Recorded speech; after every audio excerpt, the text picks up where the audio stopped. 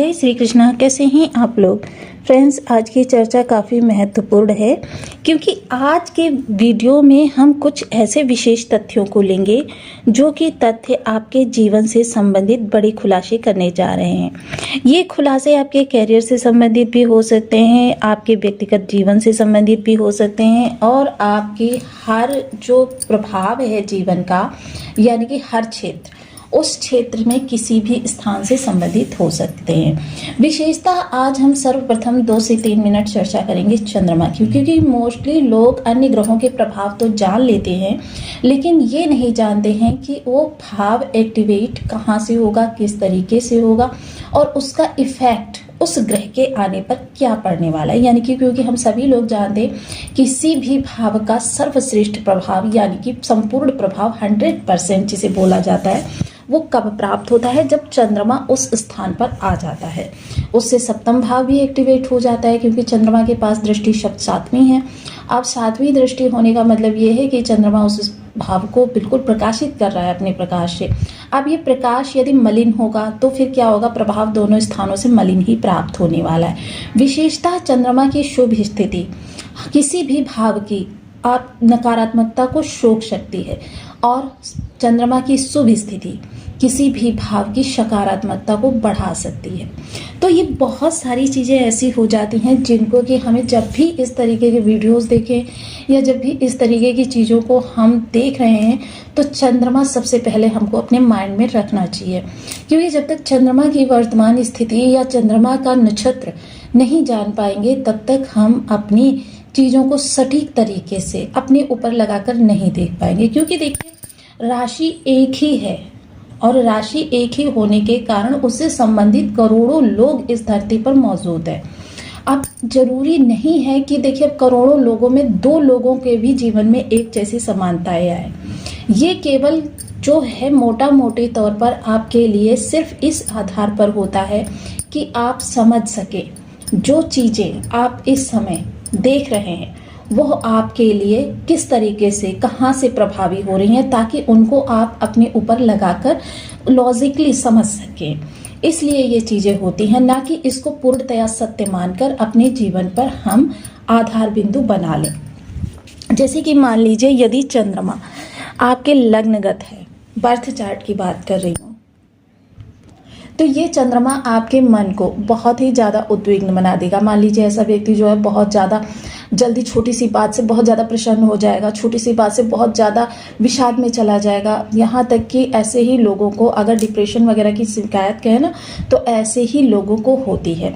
वहीं सप्तम भाव प्रभावित होने के कारण जीवन साथी भी बहुत ज़्यादा संवेदनशील होता है। कैरियर वगैरह पर जो प्रभाव होते हैं, क्योंकि चंद्रमा देखिए एक धन में निरंतरता लाने का भी कार्य करता है। यदि चंद्रमा इस स्थान पर शुभ होता है तो समझ लीजिए कि आपका बिजनेस जो है एक निरंतर वे में आगे ग्रोथ करता चला जाएगा। लेकिन यदि यही चंद्रमा खराब है तो आपको जो कहते हैं ना पैतृक विरासत में भी यदि बिजनेस मिला है तो धीरे धीरे उसी रफ्तार से एक कंसिस्टेंसी होती है चीज़ों के बीच में, उस कंसिस्टेंसी से धीरे धीरे आपका बिजनेस का ग्राफ डाउन होता चला जाएगा। फलता यानी कि क्योंकि यह बिजनेस यहाँ से हो रहा है, लग्न में बैठा हुआ है तो लग्न प्रभावित होगी, पीड़ित होगी। वहीं यदि धन भाव से चंद्रमा प्रभावित कर रहा है तो इसका मतलब सीधे सीधे हम ये समझ सकते हैं कि आपकी वाणी पर पूर्णतया इफेक्ट पड़ेगा।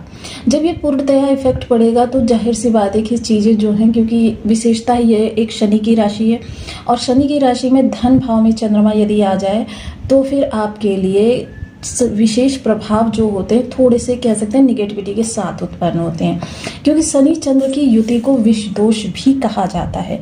वाणी आपकी देखिए वैसे तो चंद्रमा की वाणी काफ़ी सौम्य होती है, लेकिन कभी कभी व्यक्ति जो होता है भावावेश में उसे स्वयं भी पता नहीं चलता है कि किस तरीके की अभद्र भाषा या किसी तरीके की वाणी में उत्तेजना वो अपने आप ही आ जाती है और बाद में उसको रियलाइज भी होता है कि देखिए उसने ये गलत कर दिया।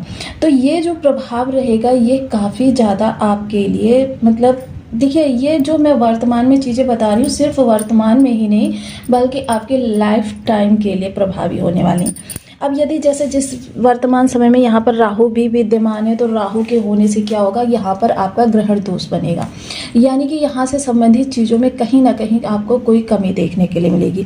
अष्टम भाव प्रभावित है तो कहीं ना कहीं आपका जीवन साथी भी व्यथित हो रहा है। अब जीवन साथी व्यथित हो रहा है तो जाहिर सी बात है कि विवाद की स्थिति भी उत्पन्न होगी।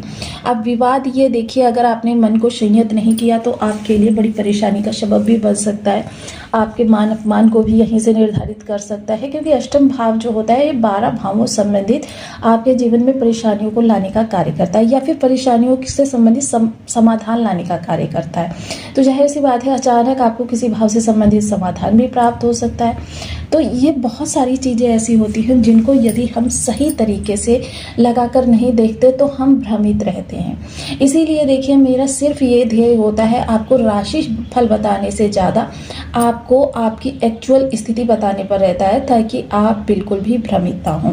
यही चंद्रमा द्वितीय भाव में बैठा आपको वाणी के माध्यम से करोड़पति बनाने की भी क्षमता रखता है और रोडपति बनाने की भी क्षमता रखता है, क्योंकि यदि शुभ है तो समझ लीजिए कि आपके प्रत्येक वाणी के द्वारा किए गए कार्य, चाहे वो आपकी डीलिंग हो, चाहे आपका इंटरव्यू हो, आपको सही स्थान तक पहुंचा देता है।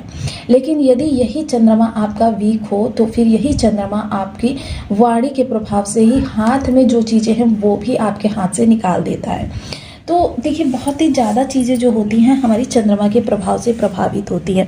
तृतीय स्थान में यदि चंद्रमा है तो तृतीय स्थान का चंद्रमा जो होता है वह तृतीय स्थान का चंद्रमा आपके लिए साहस और आपके मन को जोड़ने का काम करता है, कि आपका मन, इसीलिए कहा गया ऐसे ही लोगों के लिए जिनके तृतीय भाव में चंद्रमा गोचर कर रहा होता है, ऐसे ही लोगों के लिए कहा गया है मन के हारे हार है, मन के जीते जीत।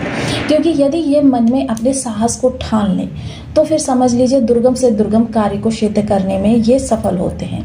और यदि इनका मन किसी भी तरीके से गवाही ना दे तो चाहे कितना भी आसान कार्य हो ये बिल्कुल भी कर नहीं पाते हैं। मतलब कितना भी आसान काम हो, मान लीजिए ग्लास उठाना ही कह दीजिए, ये नहीं कर पाते हैं सही तरीके से। ग्लास टूट जाएगा, हाथ कांपने लगेंगे, मतलब कि ये कार्य जो है नहीं। लेकिन यही जस्ट सामने भाग्य भाव भी विद्यमान है।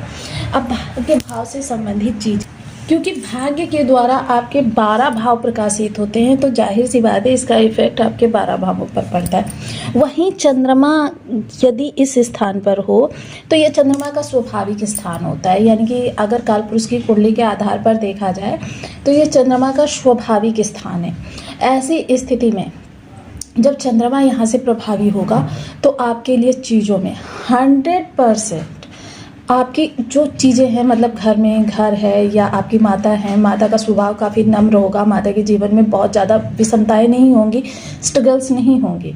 और आपका जीवन, यानी कि किसी भी तरीके से अगर आप भूमि भवन वाहन से संबंधित या घर में लग्जरी चीज़ों से संबंधित किसी प्रकार कंट्रीब्यूशन कर रहे हैं तो ये आपके लिए बहुत ही अच्छा माना जाता है। चंद्रमा की दृष्टि जब आपके दसम स्थान पर पड़ती है, क्योंकि ये देखिए स्वाभाविक है, चतुर्थ में चंद्रमा होगा, दसम स्थान आपका अच्छा होगा, वहीं पर दृष्टि जाएगी, क्योंकि सप्तम दृष्टि हर ग्रह के पास है। तो जाहिर सी बात है कि चीज़ें जो हैं कि आपके लिए इस समय पर जो प्रभाव में आ रही हैं वो आपके दसम स्थान से प्रभावित होंगी। दसम स्थान आपका सुचारू वर्क करेगा, दसम स्थान सुचारू वर्क करेगा, जाहिर सी बात है कि चीज़ों को आप इतने अच्छे से मैनेज करने में माहिर होंगे कि आपके पास धन का आगमन जो है निरंतर होता रहेगा और इतनी प्रचुर मात्रा में होगा कि आपकी जितनी भी, कहते हैं ना कि सब चीज़ें, खर्चे जितने भी हैं आपके अच्छे से सर्वाइव होकर और आपका धन संचयन की श्रेणी में भी चला जाएगा। वहीं चंद्रमा जब ये आपका पंचम स्थान में होता है आपको कल्पनाशील बना देता है। जब ये आपको कल्पनाशील बना देता है तो आपको जैसे पोइट्री लिखना, आपको कहानियाँ लिखना या कोई ऐसे नाट्य वगैरह बनाना या मतलब लेखन के क्षेत्र में, कला के क्षेत्र में व्यक्ति काफ़ी ज़्यादा अपने मस्तिष्क का प्रयोग कर पाता है। प्रेम संबंध है, देखिए प्रेम संबंध के लिए तो यहाँ पर एक चीज़ कहूँगी कि थोड़ा सा यहाँ पर प्रेम में कह सकते हैं 80% तक आपके लिए धोखा होता है, क्योंकि चंद्रमा का होना यानी आप बहुत ज़्यादा सीधे हैं, सज्जन हैं, सिर्फ अपनी क्रिएटिविटी पर ही बिलीव करते हैं, लेकिन कल्पना में भी किसी दूसरे व्यक्ति का अहित नहीं सोच सकते। और आज के युग में ऐसा जो व्यक्ति होगा जाहिर सी बात है उसको लॉजिकली काफ़ी सारे धोखे फेस करने पड़ सकते हैं। तो ये चीज़ें यहाँ पर होती हैं। संतान काफ़ी आज्ञावान गुणकारी होती है। वहीं लाभ पर दृष्टि जाती है तो देखिए रचनात्मक जितना ज़्यादा वो माइंड को अपना क्रिएटिव रखता है, नए नए आइडियाज़ निकाल कर लगता है, देखिए किसी भी कार्य से संबंधित हो, उतना ही उसके लाभ की स्थिति सुदृढ़ होती चली जाती है। वहीं यदि चंद्रमा आपका षष्ठ स्थान पे हो, क्योंकि ये हमारा त्रिक भाव है, वैसे तो देखिए यदि देखा जाए तो सूर्य चंद्र को षष्ठ और अष्टम का दोष नहीं लगता है, लेकिन ये तभी होता है जब ग्रह यहाँ पर स्व राशि का हो। अब ऐसी स्थिति में यहाँ पर चंद्रमा थोड़ा सा निगेटिव हो जाता है, यानी कि देखिए शत्रु आएंगे, आपको कुछ कहेंगे, लेकिन आप क्या करेंगे, भावुक होकर उन्हीं में खोए रहेंगे, लेकिन ना उसको प्रत्युत्तर देंगे और ना उसके प्रति किसी भी प्रकार का आघात करने के बारे में सोच भी सकते हैं। तो चंद्रमा का इस स्थान पर होना भी आपके लिए काफ़ी ज़्यादा चीज़ों को प्रभावित करता है। ऋण संबंधी चीज़ें, देखिए एक बार ऐसा व्यक्ति जिसके षष्ठ स्थान में चंद्रमा है, यदि ऋण में फंस गया तो फिर बहुत ही मुश्किल होता है कि वो ऋण से निकल पाए। ऋण संबंधी चीज़ें देखिए आपके लिए ज़्यादा प्रभावी हो जाती हैं। आप देखिए क्योंकि 1 से लेकर 6 तक के भावों की हमने चर्चा कर ली है, और ये चर्चा इसलिए भी ज़रूरी थी क्योंकि मोस्टली मैं जब वीडियोज़ डालती हूँ तो मुझे एक आध कमेंट ऐसे आ ही जाते हैं जो कि मतलब मुझे भी आहत कर जाते हैं।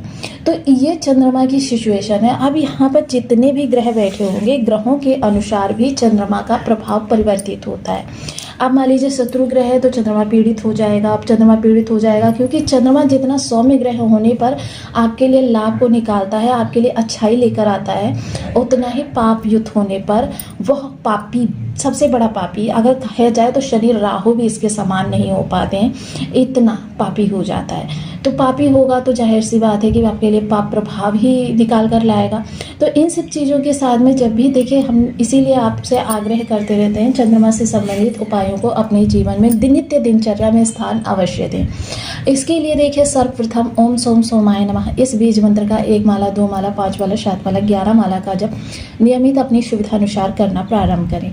इसके अतिरिक्त चंद्रमा के जो आराध्य देव होते हैं भगवान भोलेनाथ होते हैं, भोलेनाथ जी का पूजन करना आरंभ करें। सोमवार का व्रत किया जा सकता है, या फिर आप सफ़ेद रंग की चीज़ें जैसे चावल हो गया, दूध हो गया, या चावल दूध से बनी हुई खीर ही क्यों ना हो गई, सोमवार के सोमवार आप इसको दान करना प्रारंभ करें। आपके जीवन में